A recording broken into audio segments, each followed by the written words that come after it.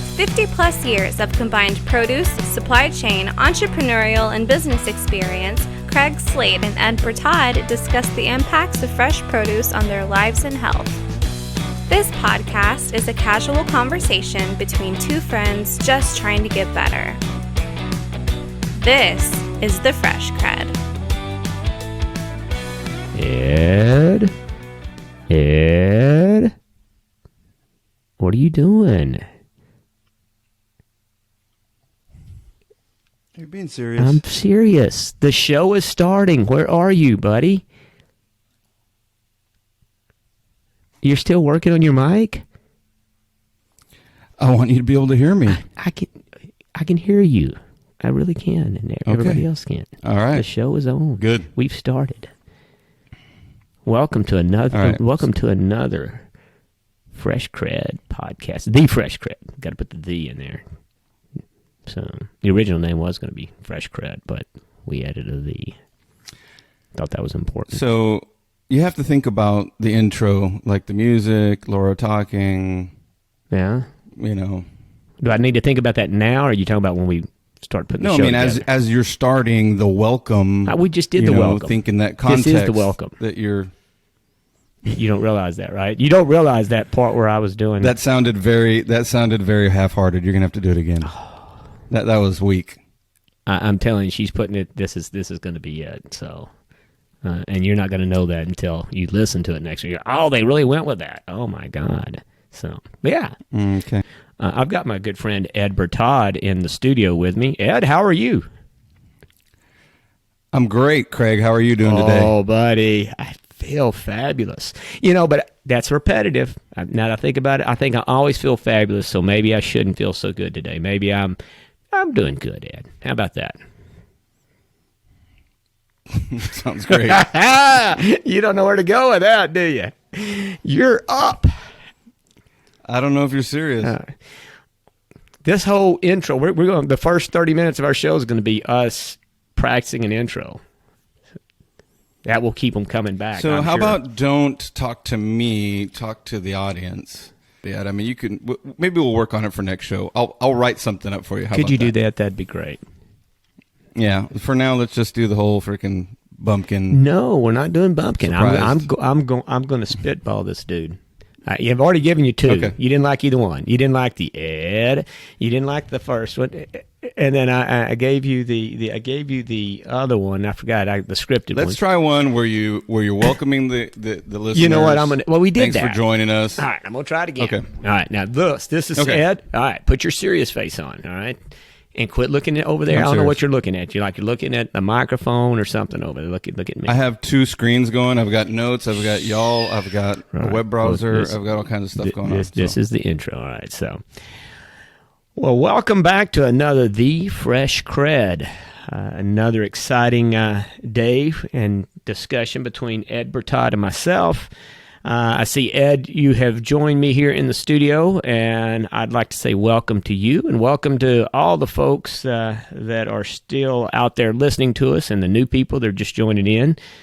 Certainly recommend going back and listening to pod number 1 if this is your first time to listen to this discussion. But, you know, it's a conversation between me and my good friend Ed talking about the things that matter to us in life, as well as things that we're trying to learn about and evolve and get better. And that's simply what we want to try and do, is recognize that we're not where we need to be in lots of areas, and we want to try and learn and get that way, and hopefully along the way bring some other people with us. So that's the show. Ed, welcome in. And I think it is the weekend, and super important that we dig into that and find out what's going on, because I know from talking to you via the Discord that you had an exceptionally busy Saturday, which I think that's pretty common for you these days, but, let's talk about that.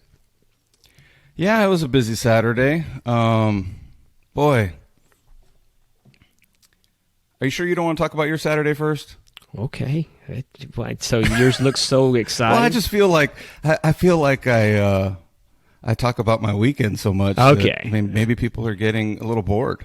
Well, they're okay. So I'll talk about mine, and I can assure you they'll get bored at mine. So, but we'll kick it off with. So I did start off Friday night. So I don't live the exciting life that you do, right? With all the exciting things that you do. I'm older. Kids are grown, so I don't have all that stuff going on. But, I do have Granger here at the house. So I did kick off Friday night with a little chess match, right? So we did play some chess. And as it goes so often, I've got him on the ropes. I'm winning. His queen's gone. I'm down. I got my queen. And I inevitably always make one stupid move. It's the stupidest thing. My queen, I lose it to a freaking rook. And it's over. I'm done. I lose. So he consistently wears me out on the chess table. But that's the way I kicked off my weekend. We did ease over to a little Japanese restaurant that's nearby. We walked over to that. It's literally inside of a container, like a shipping container. I know you guys have down in South Texas these container yards. And so this is an entire development, and they're not stacked like they are in South Texas, like that one is. But anyway, we walk over there, little bitty place. Dude, everything was packed. And we talked about this a couple of shows, and it's an outdoor venue, and it's beautiful weather, and there's people everywhere. We wait in line, and for them to make, some sushi and a couple of different dishes, literally 1 hour from the time we got in the line and we got our food. That's how packed it was. And that was at 8:15, 8:30 Friday night. And then, buddy, let me tell you what. I woke up Saturday morning and I did some scanning. That's like on my computer, I scanned some files, right? And then I went out and I spent the day looking for bar stools. Wow. Capped it off. Literally. Wait. Hang on to your seats. Hang on. Wait. I'm not done. So all day bar stool shopping. And I cap it off. Wow. I cap it off with a rendezvous at Costco. Yeah. That's what I'm talking about. That's the way we do it at 55 in Tucson, Arizona, brother. That's the way we do it. And I'm telling you. And I can't even tell you. I'm so fired up about this. It's Sunday. I've got fountain cleaning, I think. I think that's about it. I think I've got to clean a fountain. Oh, you know what? I'm smoking. I'm not a cigarette. I'm smoking some meat. It's carnivore day here at the Slate household. So at Costco, got a little, and I know it's one of your favorites, being a West Coast boy, and you can't get it very often out there. I got a little tri-tip, and I know you're a tri-tip kind of guy. Got some ribs, got them on the smoker. The old Traeger's out there Traegging away, and this evening we are going to be plowing into some good carnivore type foods. So that's me. I didn't realize you have it. Yeah, that's super exciting. I think I am blown away. See, first of all, I'm very hopeful for the future for myself, if that's what my future looks like. And I'm not far off, honestly. I think maybe I'm pretty excited about what I've been doing, but for others that skydive or rock climb, it's probably pretty dull. But man, there was a lot in there. I think we could get off into different tangents about. Tri-tip, let's say. So tri-tip. Oh, I knew when I said tri-tip, I saw your eyes light up. Yeah, well, so my buddy Mike that I go hunting with in Colorado, he always brings a tri-tip from California to cook tri-tip one night, which is always a treat. Because here, the penultimate time that I asked for tri-tip at a butcher shop, they looked at me like I was from outer space. So why is that? Why? They literally, every cow has a tri-tip roast. It's a sirloin roast is basically what it is, right? So they literally had to call the head butcher at home to figure out how to cut the tri-tip or what I was talking about. And I mention it because our friend Hanaro had cooked some Brazilian style cuts on skewers at his house once, And he told me that basically that sirloin that's served, where they kind of bend it on a skewer and serve it to you and cut it off. Yeah. That's basically tri-tip is what it is. So, well, one of them, I should say, because they those types of places typically have several cuts of meat that they offer. But my favorite winds up being what is basically a tri-tip. And so I went to that butcher shop that one particular time and asked for it. Now, the mistake I made for that particular preparation was I didn't ask them to leave a fat layer on one side. So when they cook them at these Brazilian steakhouses, they'll take the tri-tip, what you know to be the tri-tip, but they leave a kind of a fat cap layer on one side of the roast, and they cut it, whichever direction, probably against the grain, I would imagine, but whatever direction gives you the longest strips, and then you just bend it and skewer it. And sea salt to taste, and that's it. And so that was my last tri-tip purchase here in South Texas, which was a huge production. But it was really good. My mouth's watering because I'm fasting, and my mouth's watering thinking about it because it's super, super good. So you mentioned tri-tip. Yeah. That's great. Let me know what time to be there. And then you said Traeger. So I didn't know you had a Traeger smoker. How long have you had it? You like it? Of course, it's a story, right? I do have a Traeger. There's a story? And there's a story. Okay. Nothing I have. Somebody must have given it to you. I think that's what the story must be. No, it's not. It's not. Traegers are pretty pricey. They are super pricey. But hang see on. you- There's I don't see you shelling out for a Traeger. Bubba, this Traeger. Okay, so here's the way it goes. Okay, so we just recently got to Tucson. We had bought a bunch of stuff at Home Depot. I don't know, probably whatever. Somehow I generated. So we're in the store, and we're getting other things that we need. We're not there for a Traeger, but if I spend another, I don't know, $400, let's say, I get like a $200 discount. Okay, well, I'm like, hey, I like that idea. So I'm thinking about this small Traeger they got there, the little baby Traeger, right? And it's $500-$600, something like that. The lady's like, oh no, we got the Mondo thing for the same price. I'm like, what are you talking about? Of course, Tanya's like, Craig, we don't even have space for that. We don't need a giant Traeger. It's the same price as the baby Traeger, Tanya. What are you talking about? We got to get the Mondo. So literally the $1,000 biggest stinking Traeger they had is discounted to like $699 or something like that, right? Still not cheap. And then I'm getting $200 off. I was so in. They did not give it to me, but I came out of there feeling like they gave it to me. And I got to be honest with you, it's changed my whole smoking. I don't know. I kind of feel a little guilty, really, because before the Traeger, I had the $30 one that you just, it's old school, put the charcoal in the bottom, pull the lid off. I mean, I can't even remember what they call those things, what that was. But anyway, I had literally a $30 one that I wore out. I mean, when the kids were young, that's what I cooked in. Cooked Mother's Day, did a brisket. You're talking about like a Weber? Yeah, it's a little kettle? Weber, but it's a Weber kettle. I think that's it. Yeah, they call them a kettle, just straight up and down, super cheap. I got $3,000 worth out of that $30 stinking deal. But it's a lot of work. You had to check on the fire. You had to do this. Things didn't always go well. It's a mess. I mean, it just took, it was 20 hours to cook. It was crazy. This stupid Traeger, dude, it's like, I'm almost feel guilty that I tell people I smoke anything anymore, because really I'm not doing anything. I'm turning the dadgum thing on. It's like an oven. It's on. See you in about 10, 12 hours. Take my ribs and my tri-tip off and be amazing. And people think, wow, you're pretty good at this. Not really. Just, it's all formula.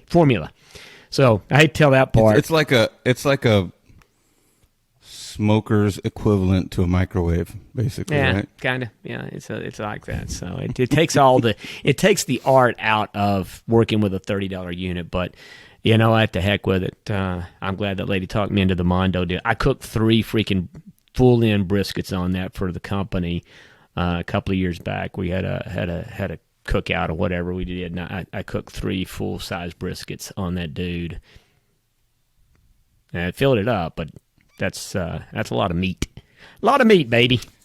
Yeah, it is. I mean, I looked at one. I mentioned on a previous pod that we had just purchased recently a new gas grill because our old one died. And I considered buying a Traeger, but that's going to have to be like an additional grill. I think our foundation is the gas grill for convenience and everyday use, particularly as the summer comes about and you're trying not to heat up your kitchen too much, and it's just nice to have something to cook on outside. And I did a little research on the Traeger and what it would take to actually sear meat at that temperature. And you had to do a bunch of different things like bypass certain mechanisms on the thing to be able to get it that hot and take out some of the. It's no good for that. I actually caught mine on fire with that. That's a true story too. Oh, good. Yeah, because you can get it up to like 500 degrees, which is like, hey, if you're going to cook steaks, but you burn through some serious wood doing that. And then, I literally caught the dude on fire. So, not good for. I mean, it's a great smoker. It's not great for steaks and things. I mean, they sell it like that, and you'll go to the store, and some dude will be out there cooking up steaks, and they'll taste amazing. But I don't recommend it for that. Get it for a smoker if you're going to do it. And for somebody who wants to have multiple units, right? Yeah. So, yeah, I'm still looking at what my smoker solution is going to be. So I'll keep that one in mind.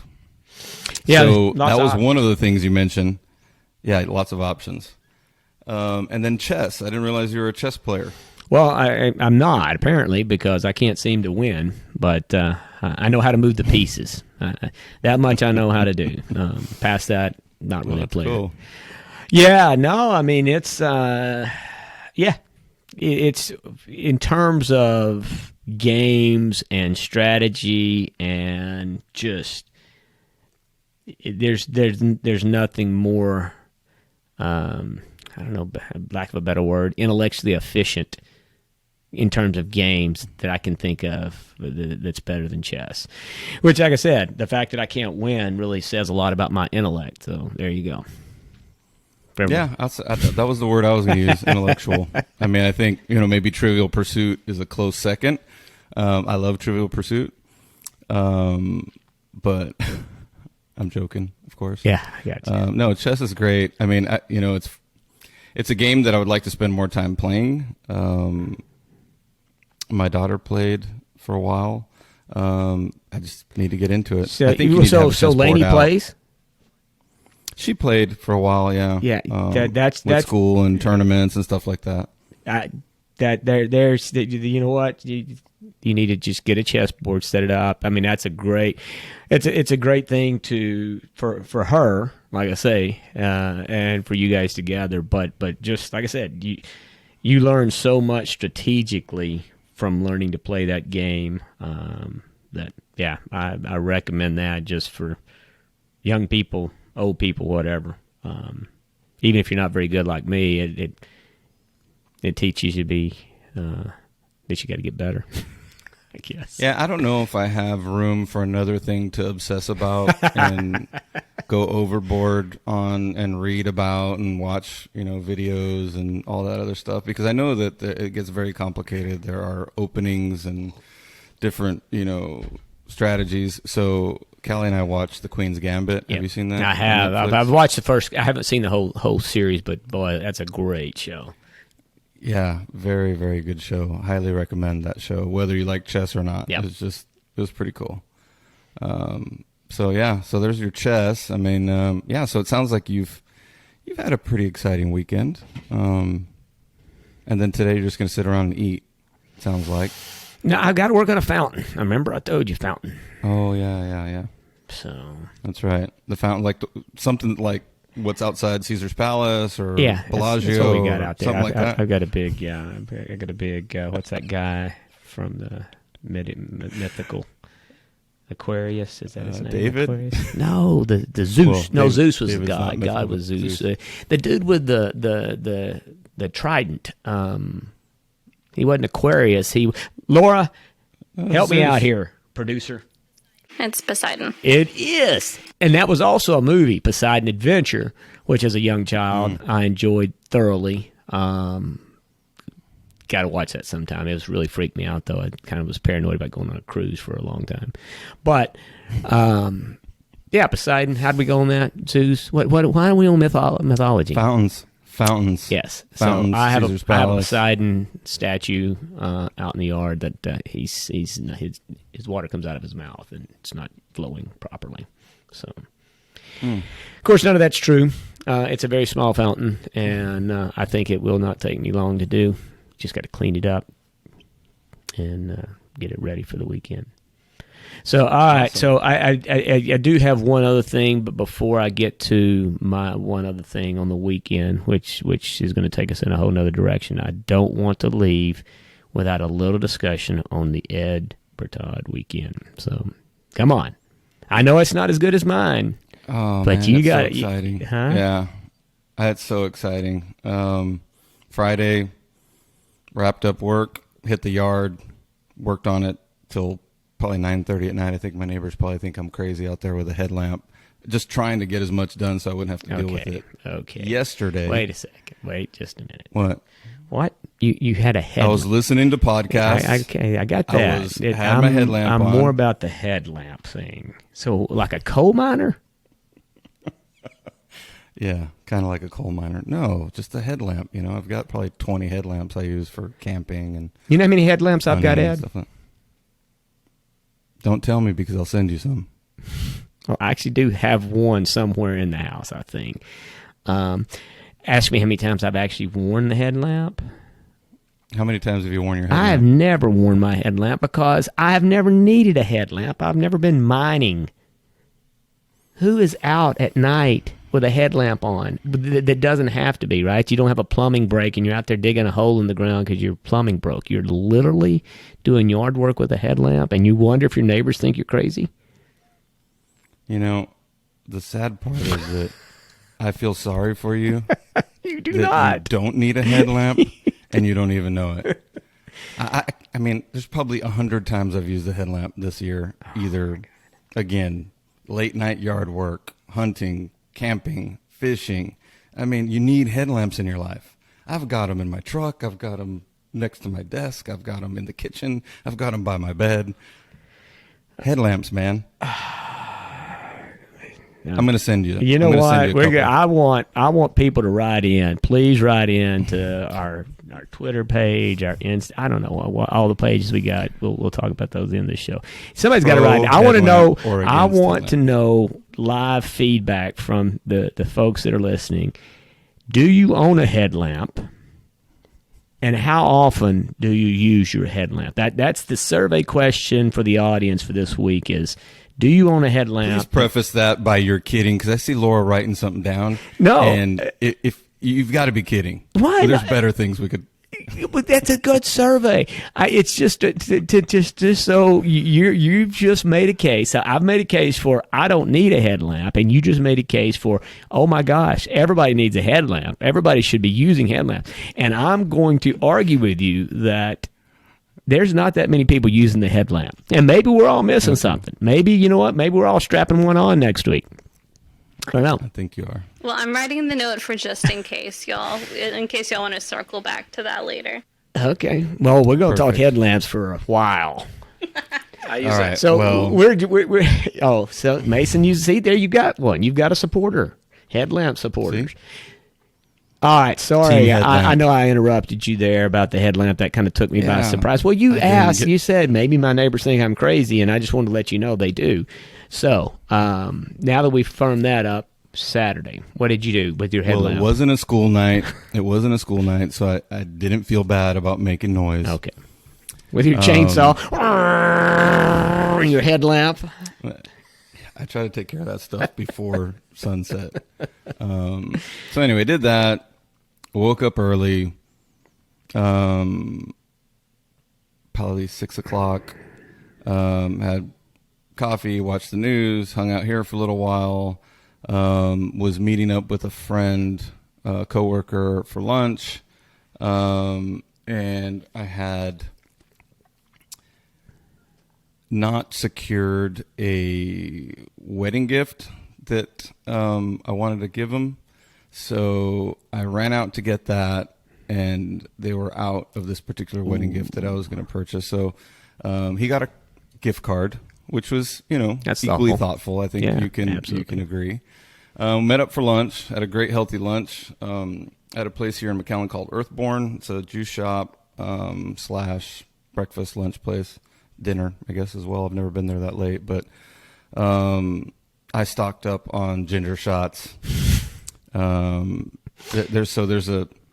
a company called the Ginger People, and they produce ginger shots, lemon and cayenne, wild turmeric, all these different flavors, and then they actually have a drink as well. I didn't read the whole ingredient list because I left my glasses in the truck, but there's a drink that they sell. It's not in shot form. It's like just a drink of probably, 8-ounce bottle called Ginger Soothers. I think it's marketed for, digestive health, which I think ginger does have some digestive qualities, or digestive health qualities. So great lunch. So that right away, I'm surprised you didn't call me out on it, but if I had lunch, that means probably I wasn't fasting. So I fasted all week, 18, 19 hours.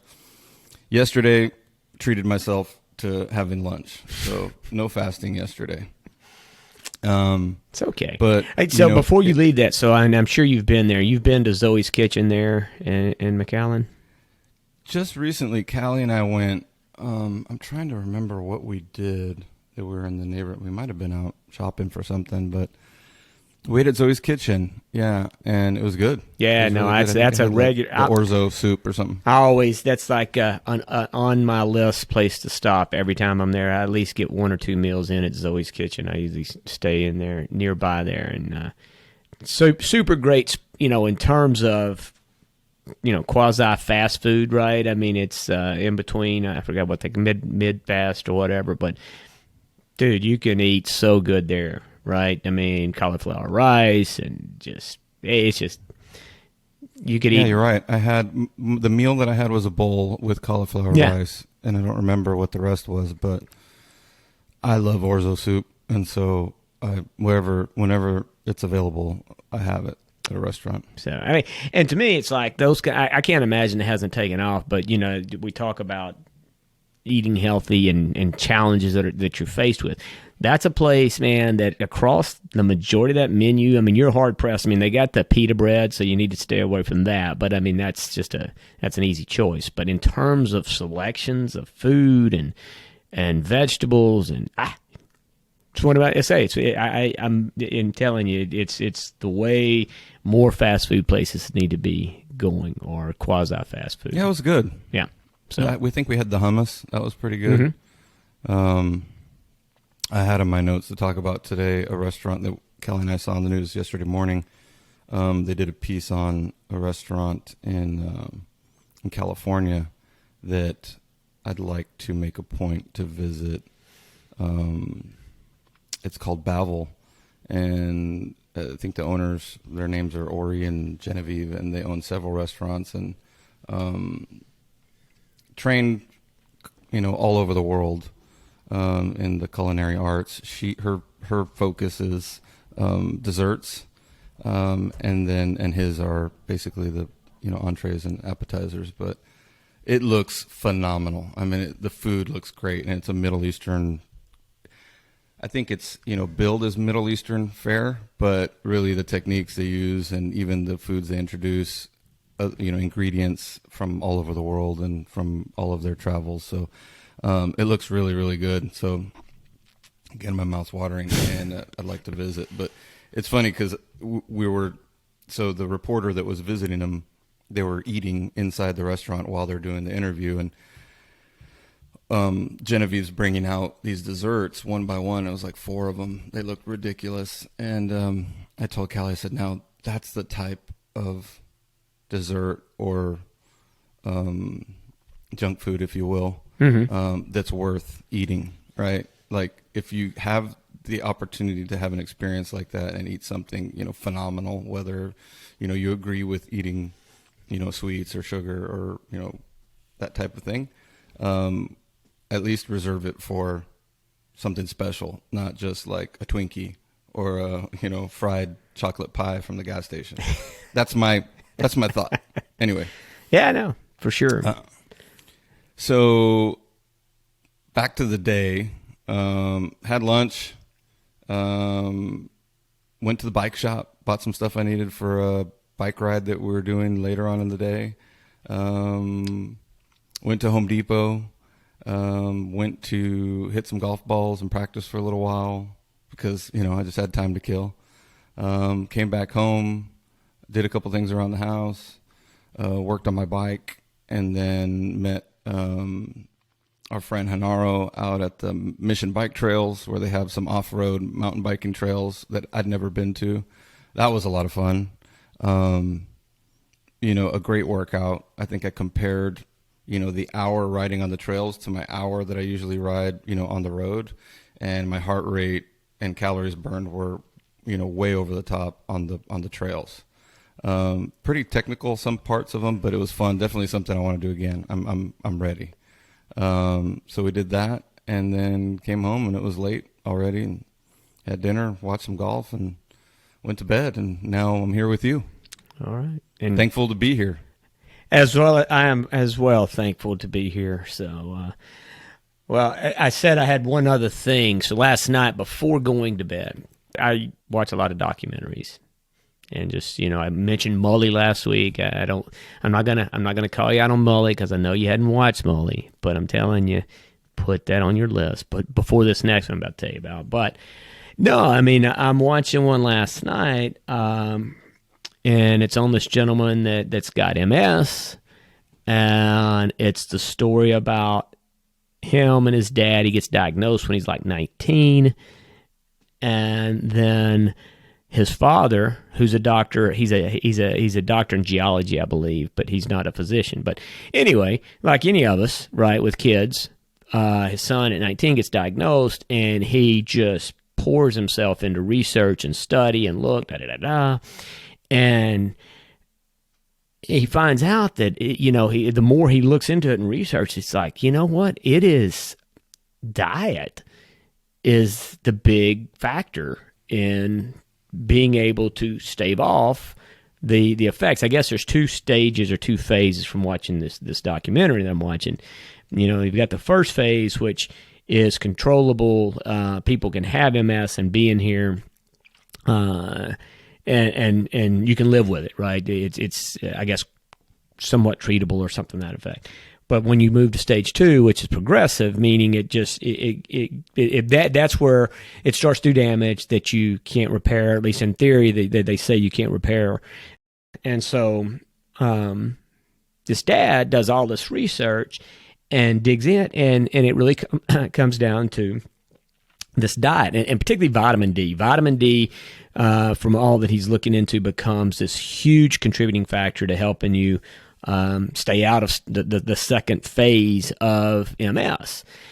And so he gets his son on this diet and this vitamin D. They choose not to do any of the medications that these guys are out of Canada. And so in the multiple sclerosis group out of Canada, it is the bizarre story, and it's sad in the sense of these organizations, right? So I challenge everybody to watch it, right?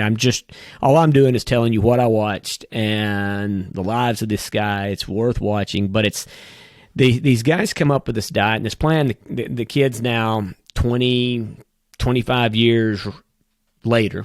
I forgot, but he's well down the path, right? Dude looks like $1 million. The diet his father put together, the vitamin D, exercise, lifestyle made all the difference in the world. And not only to mention that, so he went on, he's created a website, he's kind of getting this message out, trying to share with other people with MS this whole lifestyle and things he's going on. And there's certain people that picked up on it and saw some of the same successes that he did and all this kind of stuff. And then the MS Society, they bring a lawsuit against him because of the logo he's using. They actually wrote to the MS, saying, hey, look, we got this thing. We think it might be able to help. They didn't have any interest in it.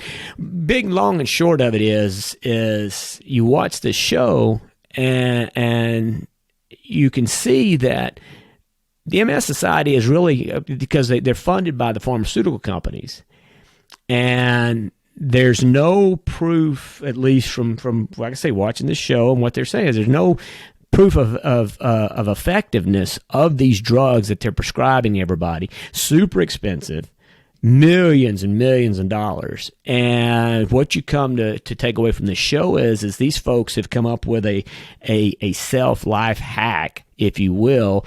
It's at least worked for them, right? They say, look, this is what's worked for me. Other people, testimonials that have said it's worked for them. But when it's not about big business, when it's not about the big money, the associations have no interest in it. In fact, not only do they not have any interest, they don't want to hear about it. And that's the sad thing. It's like, wow, all this money, all this effort, people think that they're going to do something. So anyway, I'm going to try, we're going to try and reach out and see if we can maybe get this guy in as a guest down the road, because, for me, obviously it was interesting in the fact that it's, MS related and certainly knowing people that are battling that and dealing with that. But it comes back to what we talk about, and that's health and lifestyle and what you eat and what it matters to you in so many different arenas, right? That's what I'm sitting there watching. It's like, there's so many things in our choices as to what we decide to consume or not to consume, influence so many different things in our lives or have different effects. And it just goes more to, and he talks about, the vegetables and produce and fruits, and consuming, making your diet, focusing more on that versus some of the other choices that are out there. And anyway, the name of the show is Living Proof. I believe it was Netflix is where it's at. Got 5 stars. Again, that's what I did last night. I was up a little later. I did mess up my sleep time because of that. Between that and needing to be up and get brisket going, the two things there I did have to give up something, and I gave up sleep, so I don't recommend that. People, get your sleep 8 hours a day. But the Living Proof, you got to check it out. I mean, it's a heck of a story. You got to watch Molly first, and then you put this on the next list. Well, that's a lot of homework. I'll try. I mean, I've taken you up on others. So, this Living Proof, is it one episode or is it multiple? I mean, Netflix. No, it's just one. It's like an hour and a half long. Okay. I'll have to check it out. Sounds interesting. Yeah, I mean, it doesn't, I guess, surprise me to a certain degree. We've heard of folks eating their way to better health. More than ever, particularly as it relates to diabetes, with several folks that we know. So yeah, it sounds interesting. I want to listen to it. I'm going to check it out. Well, the one thing about, making it a focus to eat healthier, right, is we're pretty sure it doesn't hurt you, right? Right? If you eat more broccoli, if you eat more asparagus, it's probably not going to be hurting you, right? I mean, that's kind of the deal. It's like, even if all these people are wrong and it's not helping them out big time, which, seems kind of hard to believe, but maybe they're wrong, but it's not going to hurt you. So many other choices, there's a pretty good chance it's going to hurt you. If you make some of those choices, right? I mean, it's kind of a known deal. You can see the physical effects in some things, in terms of what you choose to put in your body. So, I don't know. But yeah. Yeah, I mean, I tell you what, it's amazing. This week, I was experiencing, I think, even more pleasure from my food than I had in a long time. And nothing really changed. I don't know what the difference was. I don't know if just my taste is changing, but like all week for lunch, it was pretty much the same thing. It was that 12-ounce bag of steamable veg with olive oil, salt, pepper, an avocado, some shaved almonds. Once in a while, I'll sprinkle in a couple cranberries. That might sound weird to you, but to me, it tastes great. And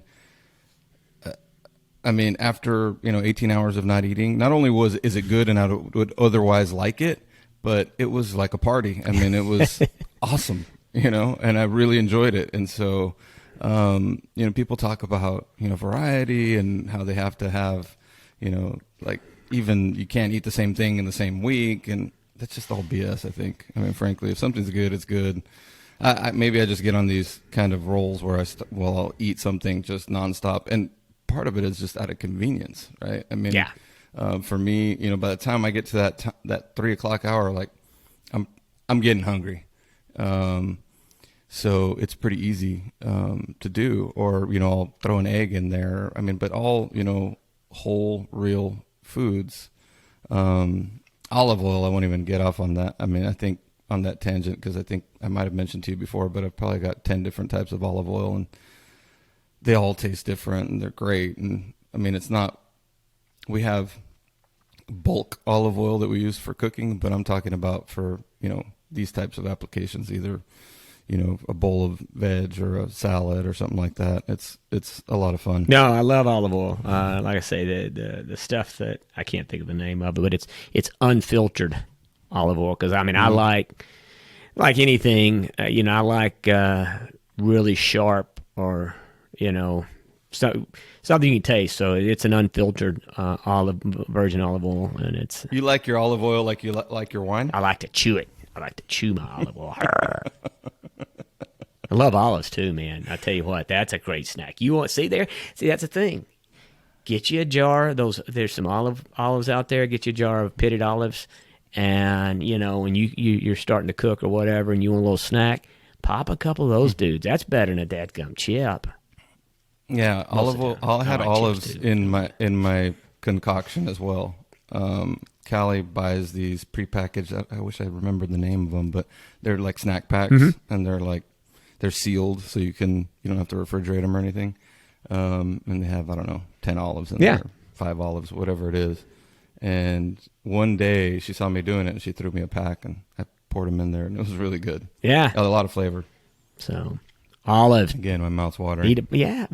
This show is about making people hungry, right? And then tell them to go fast. Get hungry and then don't eat. That's what we're all about. Or starve yourself and then really enjoy that next meal. Yeah, then you're glad to get anything. Oh my gosh, that's a paper towel. Love it.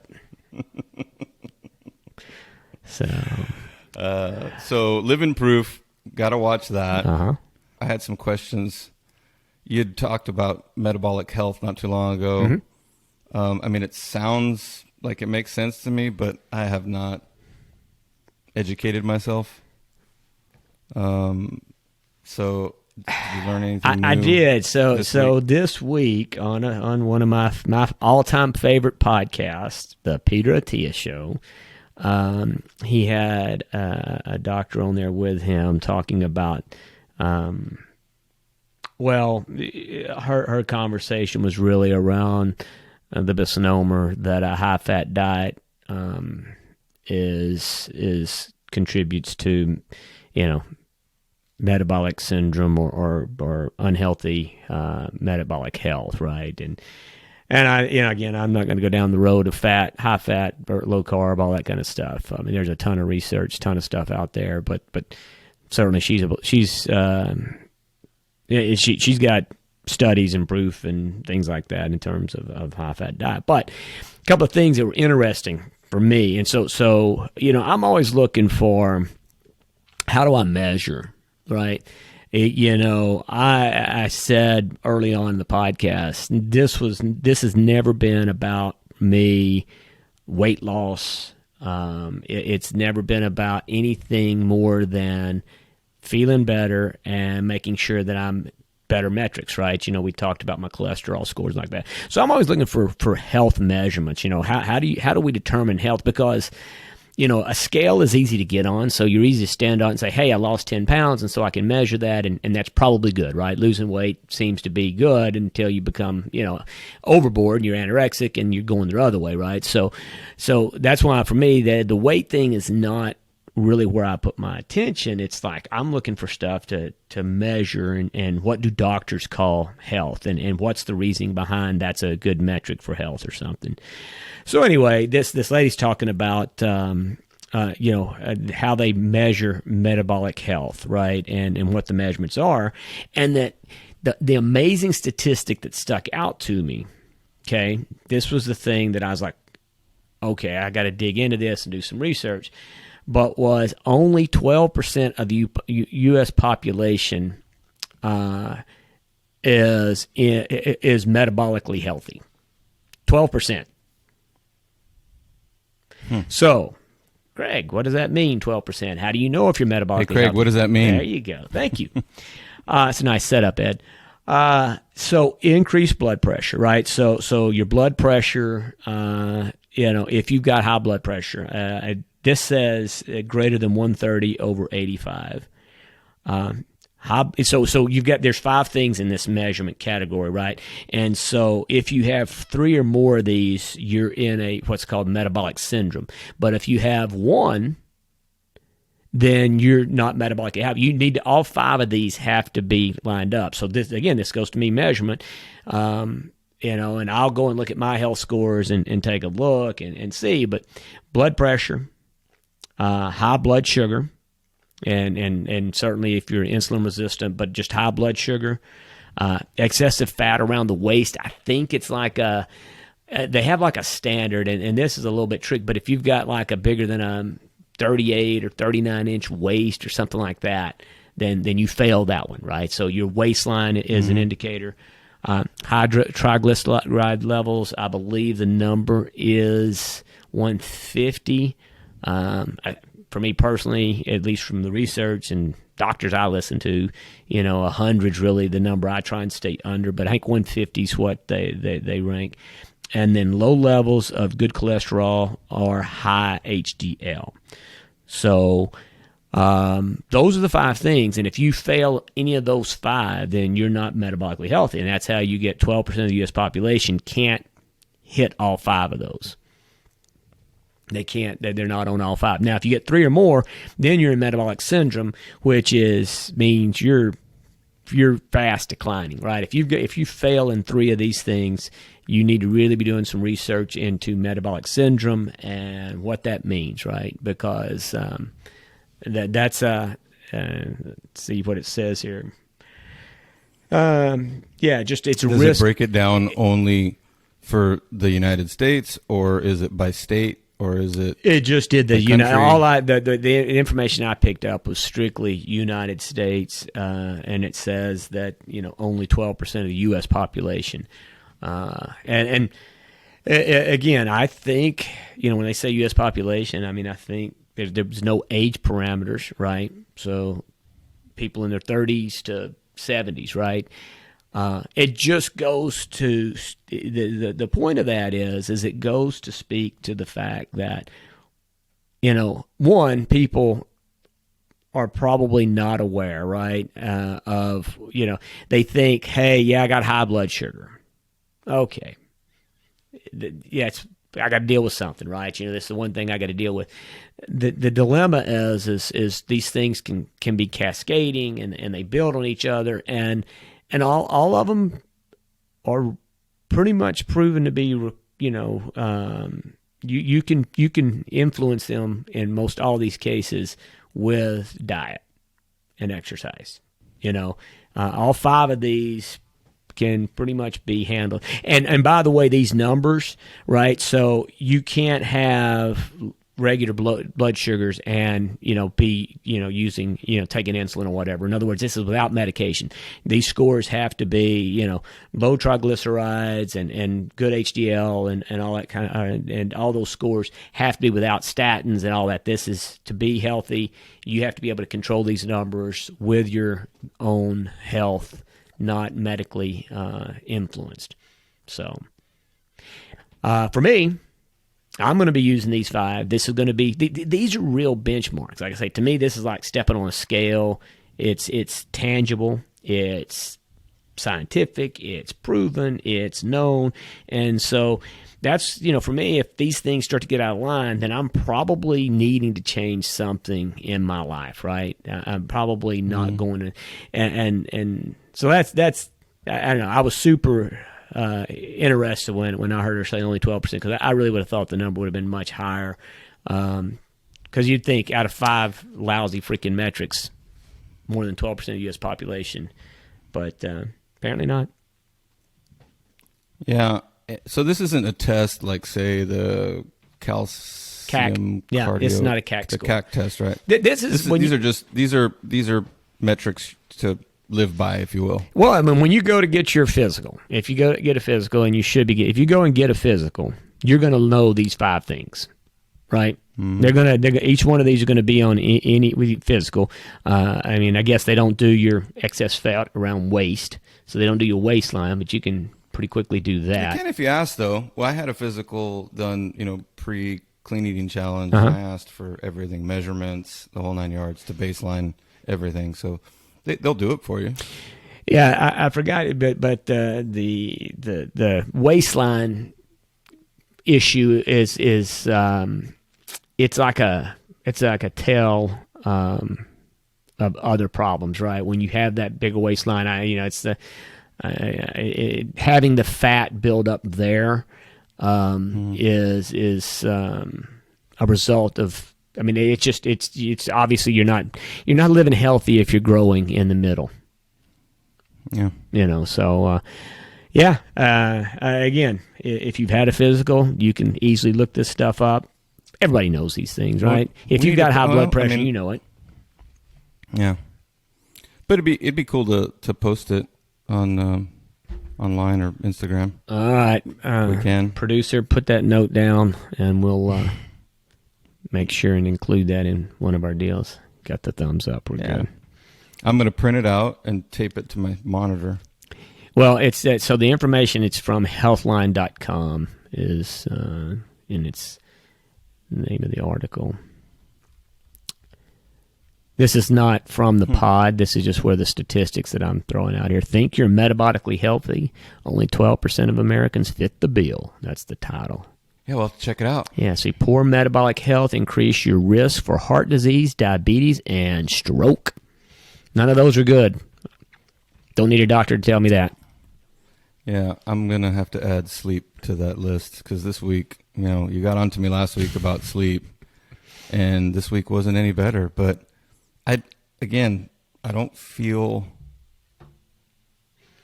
bad. I mean, I feel great. Yesterday, frankly, I was kind of blowing my mind on how I just kept going and going and going, and had plenty of energy to do what I was doing. I mean, I didn't stop all day. What I will say, and I've talked to a couple other folks that have agreed with me that they experience something similar, is once in a while, and I'm talking like once a week, once every other week, all of a sudden I'll hit a wall. And, I think we talked about adrenaline fatigue with coffee and all that stuff. So, I mean, that probably doesn't help. And I'm not completely dialed in yet on trying to control, how much caffeine I take in and balance that with water intake and all that stuff. But I'll hit a wall where all of a sudden, the best way I can explain it from a really mechanical perspective is I need like a reboot or a shutdown. Like, it's like everything's going to just shut down. Like, the lights are going to go out, and I will take, and I'm not a nap taker. I've never been a nap taker, but I'll literally lay on the floor, sleep for 10 or 15 minutes, wake up, and I'm good to go. And then it won't happen again, right? It's almost like really listening, to my body. Basically, there's no choice, because I literally feel like I'm just going to pass out. Not in a bad way, though. And especially now that I recognize what it is, I'll rest when I get tired, and that's what happens, and I'll take a nap and then wake up and I'm good to go again. But not more than 15, 20 minutes, because anything more than that is like, sluggishville, right?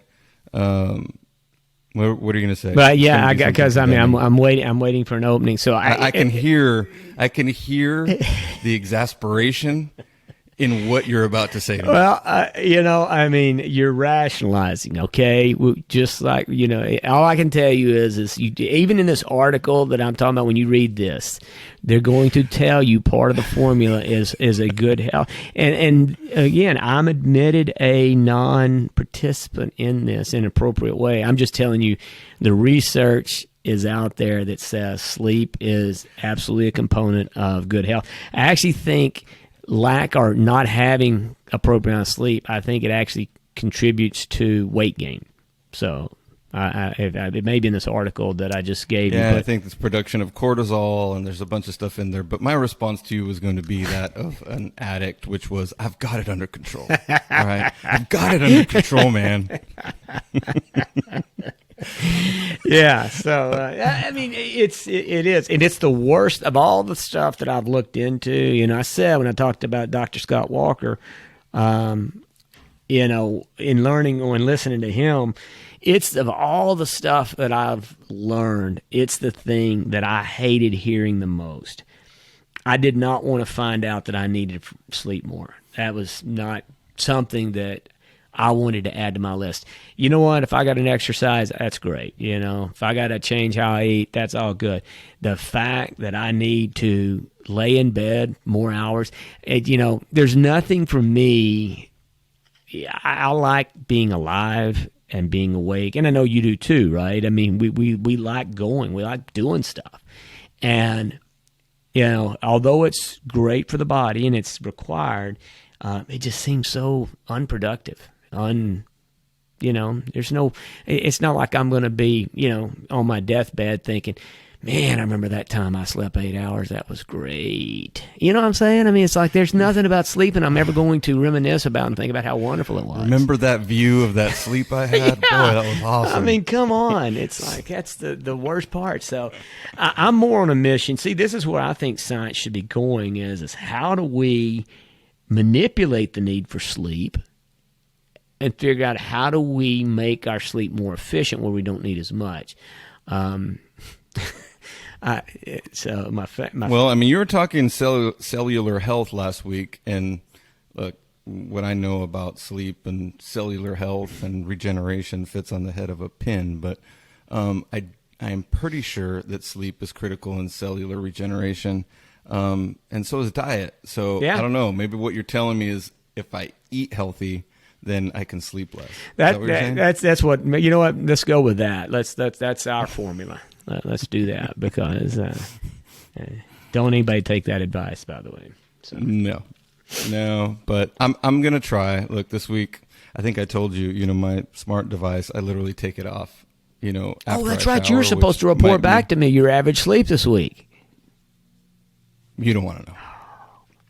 Yeah, but you did it, right? You did check it out. You probably were like amazed. No, but I mean, it's not hard. I mean, I know what time I go to bed, and I know, what time I wake up, and it was probably 5.5. Yeah, but you're in bed that many hours. What you don't know is how much are you technically asleep. That's what's crazy. I mean, I may be in bed 7.5 hours, but I'm literally getting 6 hours and 15 minutes of real sleep. That's what's the scary thing.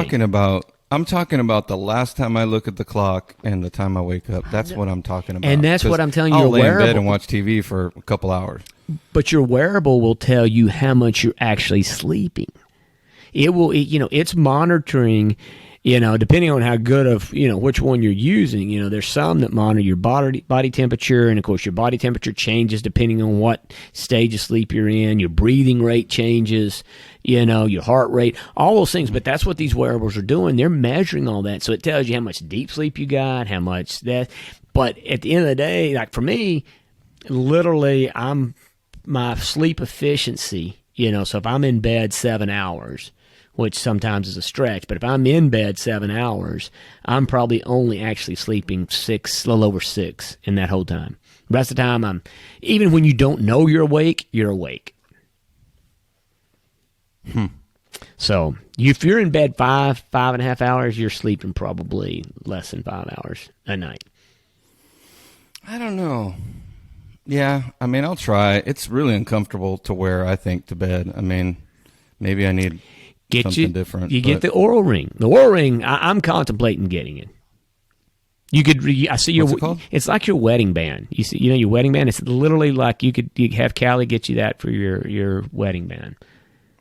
Well, our anniversary is coming up. Yeah, so it's an Oura Ring. I think they're like $300, something like that. But it measures. It's the best sleep monitor out there, at least from research. What they say, it's got some of the best, and it does measure your body temperature, and that's a big. That's the one thing. None of the devices that I've used measure my body temperature, which is. I think Apple eventually is supposed to get there. The new Fitbit does, and then this Oura Ring does. So, body temperature is so huge. Like I say, it's a great indicator of what stage of sleep you're in, and it affects how well you sleep. Another big deal that's out there to help people sleep are these things called cool beds, which is literally like a mat that's got cold air. It adjusts based on your body temperature, right? And you can set it to be a certain cool. And I've heard people that are sleeping on those dudes, man, they say it's life-changing. I've heard of something about weighted blankets. Yep. They've got the weighted blankets. Have you seen those? Yeah. Yeah. So. Well, look, I'm not trying to be difficult, but I'm going to require some additional mentorship on this one because it takes me time to get, my head around this stuff. It took a lot of time to get on the clean eating train, and then it was the, fasting train. There's only so much room on that train. I know. But I know what I need to do. I'm going to work on it. I was listening to some podcasts while I was mowing the lawn in the dark with my headlamp on Friday night. And I wish I remember who the person's name was, but they were on a podcast and they were talking about changing behavior and the concept of trying on a behavior. Like, identify a behavior that you'd like to implement in your life and try it on. In other words, it's kind of like I explain fasting to folks as a much more thoughtful way of calorie restriction, right? You can have a meltdown about starving yourself if you think you're starving yourself. But if you're thoughtfully fasting and measuring, then it just seems, to me at least, a lot more reasonable. And this concept of trying on a behavior sounded good to me, right? So you identify a behavior, you try it on. Yeah. It's not the end of the world. If it doesn't work for you, you take it off and you try on another one. And if it does work for you, you implement it long term. Anyway, I like that. I like that concept. That's a great concept. Like I say, and again, if it works for you, that's the deal. You need to have some kind of a measurement or some sort of like I say, an idea as to what you want to get from it when you try the new behavior. What do you expect from it? And then if it delivers, great. And if it doesn't, then yeah, you move on. Just like I'm going to try on this Sportneer, therapeutic massager that you're selling me, and if I don't like it, I'm going to send it back. So, I don't know. Did you send it already? I don't know if these. I didn't mean that. I don't know if these people that you're getting it from two refunds. So you're going to like it. I'm pretty sure. I'll pay the shipping, but I should at least get a refund. I have not. I did not send that out. No, sir. That's fine. Look, there's no hurry. Yeah. I'm not. I'm in no hurry. Once you get it, you'll be mad because you'll be like, why didn't you send me this like last year? Literally, it's that good. The Sportneer is going to change your life, buddy. Well, for those that didn't listen to the last episode, we were talking about therapy guns. I think the most common or the most popular is the Theragun. For the rich people. Rich people. So Craig found a hack and purchased a, what is it called? A Sportneer? Sportneer. Yeah, that sounds great. Amazon.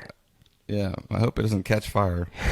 Well, it does give you a little tingle. It's like a little shock. I don't know if that's the gun or just it feels so good. I can't short. It may have a short in it, but it's a small price to pay. You know what? Don't send it. I'll go down to the flea market and get something probably comparable. Go to Canton. Yeah, for sure. But yeah, I'm looking forward to it. Thank you for thinking of me. Oh, yeah. I know it was purely out of the goodness of your heart. It's my heart. Not that you were trying to get rid of something that you had duplicates of and that you were trying to, get some kind of money back on a return that wasn't there or eligible. So, yeah, thanks. You bet. Because I could use it. But back to the sleep real quick, because it's kind of related. Just out of curiosity, I don't know if this is a sensitive question or if I'm just getting too personal, but this is scary. How do you sleep? Are you a side sleeper, back sleeper, front sleeper, Okay. head sleeper? Ooh, man, all right, that's out. That's what we're going to talk about. Good. I am side sleeper, and that has not always been the case. I had to learn to be a side sleeper because when Granger was young, he used to like to pile in the middle. And we had a queen bed, not our king bed that we have now. And so there was really not enough room. And so for me, I was thrilled to death to have him in there because I knew he was going to grow up and not want to have anything to do with us at some point in life, which he's there now. I was right. But before that, it was like, hey, man, you want to be in here? I'll be uncomfortable. So I literally learned to sleep on my side.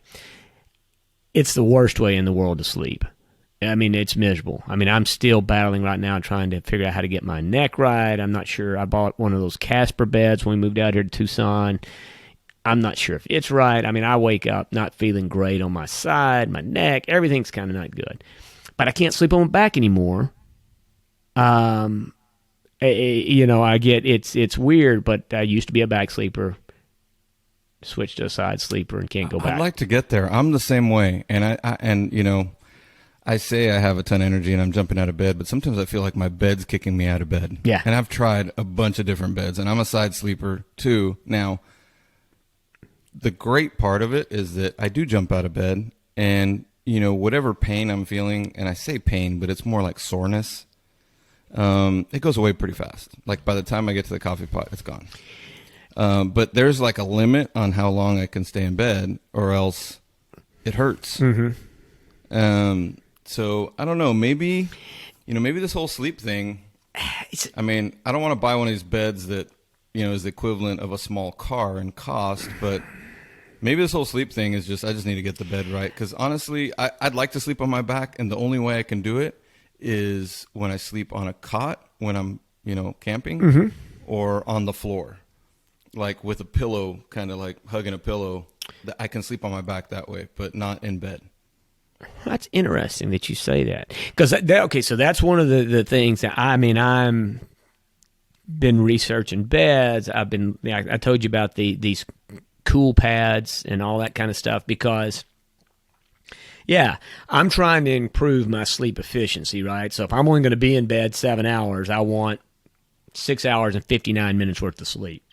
The fact that I'm, at less than optimal sleep efficiency in terms of deep sleep and everything. So I'm like, okay, if I'm not going to give myself more time to be there, then how do I get better? Well, I can't imagine waking up sore. Like you said, it's not pain, but I mean, if I wake up sore, I'm like asking the question, that's inflammation. That's not good. There's something not right? Whether it's the bed, whether it's the pillow. So I'm getting a new pillow. Tanya found this pillow that's got buckwheat in it, and buckwheat. It basically it's like it's a relatively solid material. It's a combination of buckwheat and cotton or something like that.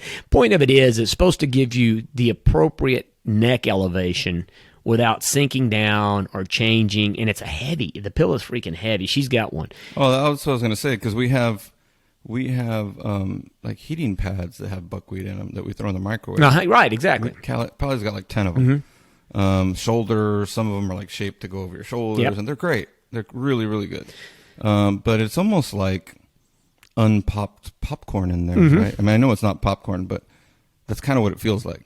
Is that what you're talking Yeah, about? that's what I'm talking about. And I can imagine a pillow. It's different. It's probably going to weigh 30 pounds. But the thing is, it's like for me, because I'm like wadding my pillow up all night, I wake up. I mean, I need a video sometime, my whole sleep episode, because I don't know about that. Yeah, not for prime time, just for me. But TMZ. But the deal is this pillow, you don't move it, right? I mean, it stays because it's heavy. You don't wad it up, and that's the whole. So they say before you change your bed, change your pillow, right? And so I'm doing that because I made, the Casper bed wasn't a ridiculous investment, but it was relatively pricey, and I don't want to make another investment. I don't care if it's expensive. In this case, right? If somebody said, if I could get one plop down here that said, you're not going to wake up sore, you're going to get an efficient night's sleep, the amount it would cost, wouldn't be that big a deal to me. What I don't want to do is buy another one, and I still wake up and I got nowhere, right? I didn't move forward, and that's my bigger fear. So I'm looking at there's a company called Sleep 8 Beds, and they've got it's a cool bed, and there's a bunch of different ones. I've had the space technology. What was that? The foam bed, back when they first. Miserable freaking bed to sleep on. Sorry, folks. Miserable bed. Thermoped or I don't know what they are, but. Like thermoform? Whatever. I mean, those foam beds, I don't know which way I'm going to go, but it's you know what? That's. And anybody out there that's got the magic bed that you found, and you're a side sleeper, somebody send our Twitter a note or something. I don't know how you do that. Send us an email, right? They can do that. Oh, wow. That was telling. That was telling. Yeah. All right. So send our Twitter something. Yeah. Okay. So I'm gonna just go out on a limb and assume that you haven't been cool enough to have matcha tea, which is something that's kind of popular right now. Have you tried matcha? I actually am cool enough to have tried that. Okay. So, well, you are pretty cool when it comes to food. Yeah. Like food, drink, you're up to speed. Like you're. But it's one of those things where it didn't resonate. Like, I guess maybe I didn't take enough of it. I don't know. I got the powder kind. It's pretty pricey. If you get the good stuff, it's not cheap. So, anyway, but I guess you've taken it. What's your take on my? So I had it for the first time yesterday, and so I had coffee in the morning, and then I mentioned my ginger, overload at lunch, and then headed to this bike shop here locally. It's called Breakaway Cycling, and I'll give them a plug if anybody's listening needs a bike or bike work. Great shop here in McAllen, and they have a coffee shop within. It's called the Coffee Break, Breakaway Cycling Coffee Break, and I've had some espresso from there a couple times, and I want to try something different, and so I asked for the matcha tea. I hadn't had it before, and as with many things, the experience itself was part of the coolness of the experience, if you will. So I watched her whisk up. I forgot what the whisk is called, but it has a name, and whisked up the. Did you get the bamboo? matcha. So you got the bamboo whisk, the little bamboo thing. Yeah. So she whisked it in a bowl. You got to see. I didn't go all out. I used the freaking old school metal whisk, and maybe that's my problem. I didn't get the bamboo one. Yeah, that's probably where you screwed up. Yeah. So you can have it, I guess, hot. I had it cold. It was a pretty hot day yesterday, so I had it with oat milk and agave honey. It was really good, and so I was wired for sound after the coffee, then the ginger, and then the matcha tea. Yeah. That sounds like an amazing start. I was ready for blast off, and everywhere I went, I chatted up, people. They probably thought I was crazy, but kind of like the Nationwide insurance commercial that we're talking about. I think it's Nationwide, where the experts teaching folks how to not act like their parents, and tell strangers what they had for lunch and their name and all that stuff. I love that commercial. Yeah, Granger loves So it. funny. I'm bad about that. I'll be at a restaurant. In fact, he hates when I read somebody's name back. Hey, Ann. Overshare, right? You overshare. Oh, I overshare, exactly. Or even just engage them, right? It's like, hey, Ann, how you doing today? Or whatever. And it's like, I'll get in some conversation with Ann. That's because it's, Dad, why are you even talking to her? She doesn't want to talk to you. She has no interest in what you have to say or whatever. I was like, I don't know, maybe. She act like she did. She's like, she's just being nice. So... But some people do, and I think, I might have thought like that at one point, but it could have just been that I felt like hell, and didn't feel like talking to anybody. And surely you're going to run across people that don't want to talk to you, but I do think there are some that do. And the young lady that helped me yesterday with my matcha tea, I was talking to her about, again, I was pretty revved up. And talked to her, mentioned the podcast, and she took interest in it, and she even asked me the name of it, and I showed it to her on my phone, and she, looked it up and subscribed. And so, yeah, there's people that do want to engage. And yeah, you might get the door slammed in your face once in a while, but So she signed up? Yeah. So she's going to, so there's a good chance she'll hear what we're talking about right now. she is going to hear what we're talking about more than likely, yeah. All right, so question for you, young lady. No free matcha. You're not going to get free matcha. I'm not getting so free don't matcha. even- It's don't not, even- but I didn't even think about Okay. that. That's a good angle. So if there's free matcha to be had, I'll take some. But beside the free matcha, I want to know, did you think that old gentleman that was chatting like a madman because he was hyped up on ginger, did you think, oh my God, this weird dude, I wish he would hush, and why does he bother me? Or did you think, wow, that's engaging. What a nice guy. So I'd be curious. See? So for Ed and I both, who are quite the chatters, and we tend to chat people up, even though they don't ask for it, we'd like to know, did you like it or not? Was that good or bad? Should Ed keep chatting up? Should Ed stop chatting, folks? He's not going to do it, but, I don't think I want to know. Yeah. Yeah, I don't think I want to know. I know you think don't. it's, That's why I'm asking. That's yeah, well, that's why we're in sales. Oh man, what else, buddy? What else in the? Can I just look? I hate to go. I mean, heck, I need a ginger sponsorship of some sort, because I'm going to say one more thing about ginger. So I was talking to my mom last night on my way back from my bike ride. My weekly or biweekly check in, or monthly, whatever. It's efficient use of your time. I appreciate that. Yeah, definitely.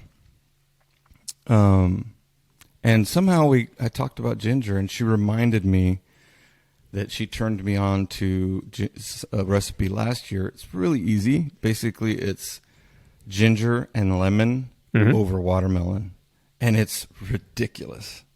So I'll put the ginger in like a garlic press, and so it comes out like almost like noodled, right? Yeah, because I didn't want to buy one of the say. machines you were telling me about a couple of weeks ago. I was like, No. I've already bought one of those and just put wedges in like a ricer or like a garlic press. Okay. And then sorry, my mouth's watering again. In a bottle, squeeze your favorite lemons. I talked about Meyer lemons I love. And then add the ginger to taste, and then get some cubed watermelon, refrigerate it, get it cold, and then just pour a little on it. Maybe a little salt, sea salt. It's really, really good. Okay. So definitely going to have some of that today. So Gotcha. yeah, that was my last ginger recommendation. Thanks to my mom. Well, I don't know if we talked. I did have one other thing I read yesterday morning. I didn't know if you wanted me to get into that or not, but the whole NFT thing. Did you want to talk anything about that this week, or? Do we have time? I don't know. Well, How long we're have we been running going? late. I mean, it's Laura, pretty do you late. know more or less how long we've been going? Laura, what do you think? Well, we're about an hour 15 in. So it's up to y'all. If y'all want to do it now or save it for next week. Yeah, I think that's probably a good deal. Just save it. We'll talk NFT. I mean, we've got some other exciting stuff coming in the weeks to come. Craig, you want to talk about that? Well, we mentioned early on having some guests on here, and so we've looks like we've got our first guest secured. Somebody from our industry, our business, the produce industry. Somebody that's it's a great personality. Lots of folks will know, and certainly he's very engaging. But also somebody that has truly lived out some of the things that we are talking about here, and he's got a great story to tell. Great story, and something that I think everybody will enjoy listening to. So it's here in the next couple of weeks. I think a story that anybody could get excited about. Yeah. I mean, there's just no denying it. So it's admirable, like I say, and impressive, and all those good things. So, so we're going to try our first guest. I don't know how all that's going to work. It's been, me and you've kind of pretty good at stumbling through this, just me and you. I don't know, we add in a third angle, but we'll figure it out. We might I have guess to do some homework. We might have to do some actual prep. So I love homework. I'm so good at it. Yeah, well, I'll have to set some calls up so we can have some pre-call calls, and then a pre-call. Yeah. Do I have to be? Do I have to be on those? I need to be there. Or can y'all just video it and I'll just watch y'all do the pre-call call? We didn't really get a chance to talk about any passion projects or sports, but for me, golf's always something I'm keeping an eye on. PGA Championships this weekend. Don't know if you watched it at all, but it wasn't really what I was expecting. So the old DraftKings account took a little bit of a hit. Mm-hmm. But I'm super excited to see a 50-year-old contend in the lead for the PGA Championship. Now, of course, that's Phil Mickelson, one of the best players, in history, Hall of Famer, the whole 9 yards. But ASU grad. Yeah, ASU grad. 50 years old, or 51 even, maybe, I think, by now. I live 10 minutes from the golf course he won his first amateur at. Oh, really? Yep. I play it. In fact, that's the course I play. It's a beautiful course. In Tucson? Yeah. God, I'm trying to remember. Because that's the one where the trophy's like a silver conquistador helmet, right? I believe that's correct. That's the event that he won. Yeah, I believe that is correct. I'm trying to remember the name of what that tournament used to be called. I can't remember what it used to be called, but that was... I think that's his first tournament he won, of big one. Then he was an amateur. Yeah, as an amateur. Yeah.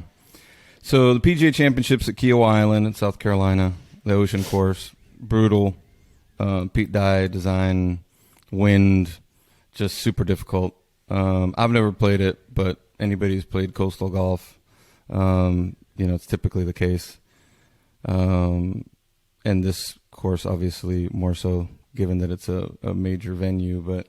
Yeah, Brooks Koepka, who has won his share of majors, less overall tournaments, 15 to Phil's 44, but just seems to turn it on during the majors because he hadn't really been playing, out of his shoes here recently, and even had knee surgery, came alive for the PGA Championship. So, it'll be definitely something I want to watch. So I've got to go get active here in a minute, do some stuff, and I typically will do. I'll record and watch Speed Watch later in the evening, but for this one, I kind of want to watch it live. I think he'll be the oldest to win a major if he does pull it off.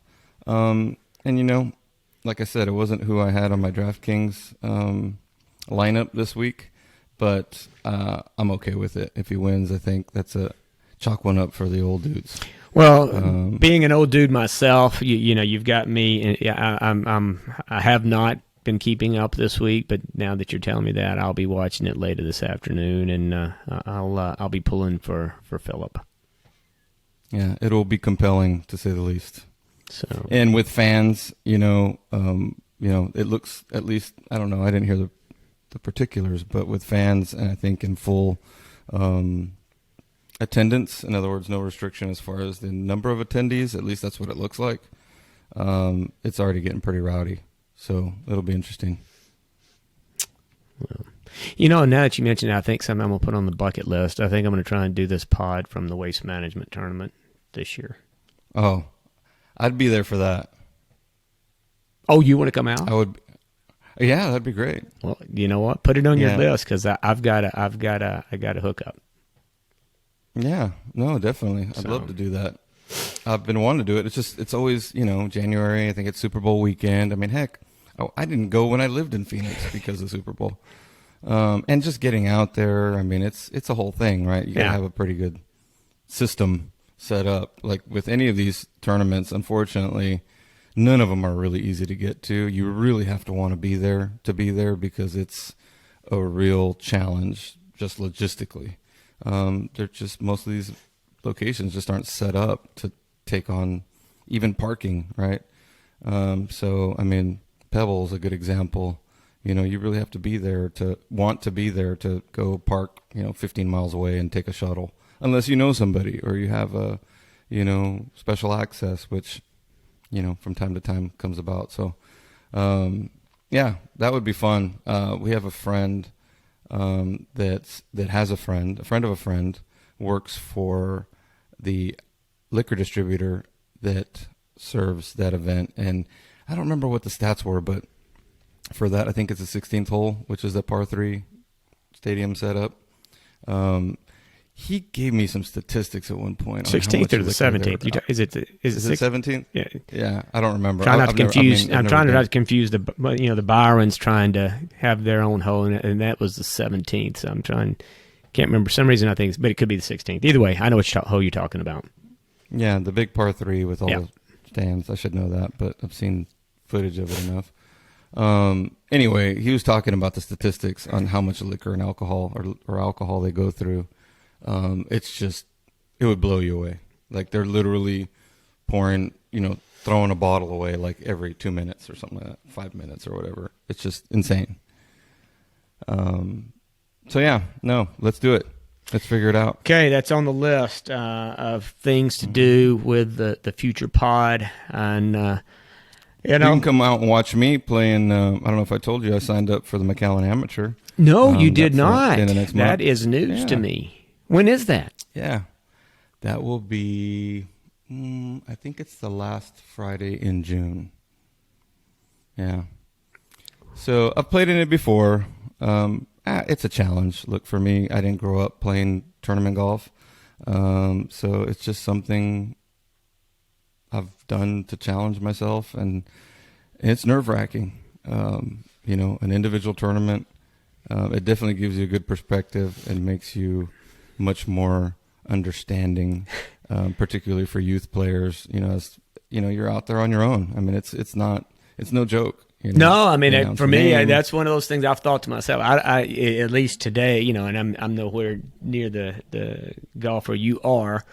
Not to make your head swell any, but I mean, thanks. Anybody that knows me knows that I'm not that great. I just enjoy playing. But but even still, just thinking about playing in front of folks, just being on your own. Like I say, you're in a tournament. It's kind of like being naked.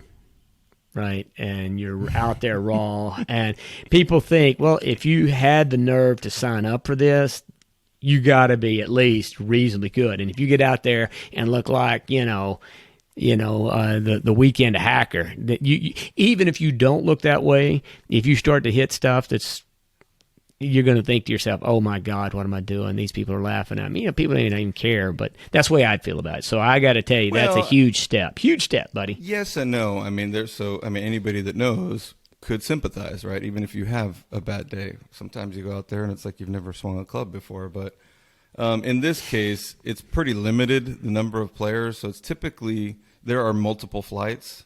I haven't made it to the level where I would play in the open division. So I'm last year, it'll probably be the same this year. I play one division down to the first flight. Yeah. But the open division are guys that played, Division I golf that like hold course records and stuff like that. I mean, real deal, like they could have either gone, the life they live now or professionals. Yeah. Professional players. So I know I'm not there, but No, by and large, it's all single-digit handicappers, right? Let's just put it that way. The 4 flights that exist, they're pretty much all single-digit players, so it's pretty good.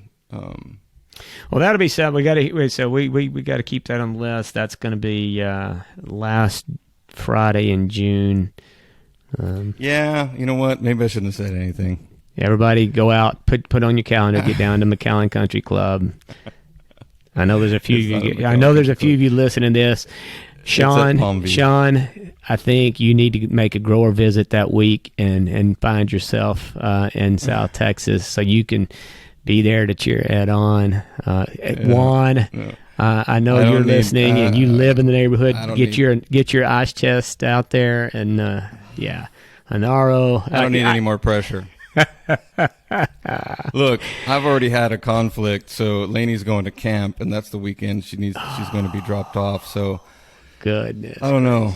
I mean, either I'm the worst father in the world, or I'm considering focusing on the pickup, not so much on the drop off. And you know what? I'm not treading into those waters. I've had to deal with those dilemmas myself.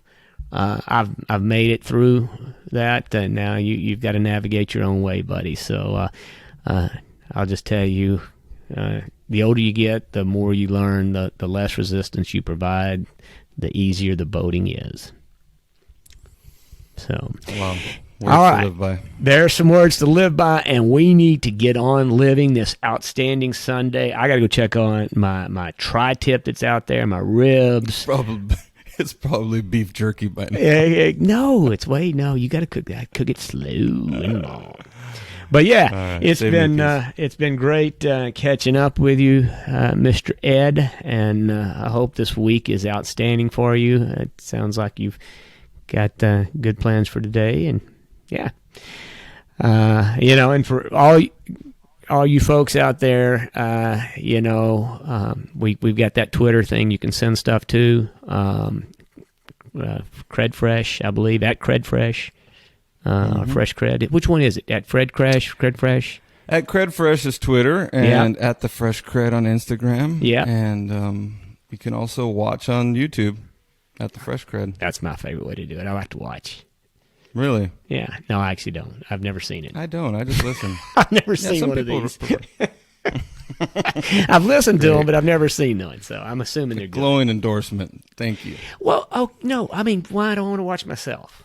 I mean, literally. It just, you know what? I take that back. The very first one, I watched a little bit of it, and it was annoying to me to watch myself as much as I moved. And all I could think of is, nobody needs to be watching this. I'm sorry. Yeah, you're right. I'm not really doing much for getting people to go watch it. Sorry, producer lady. You can cut that out if you want to. Cut me out. But anyway, Ed, have a great Sunday afternoon. Producer Laura. You too, buddy. Get after it. All right, you go get after it. Everybody take care. We'll see you guys next week. We're out. See ya.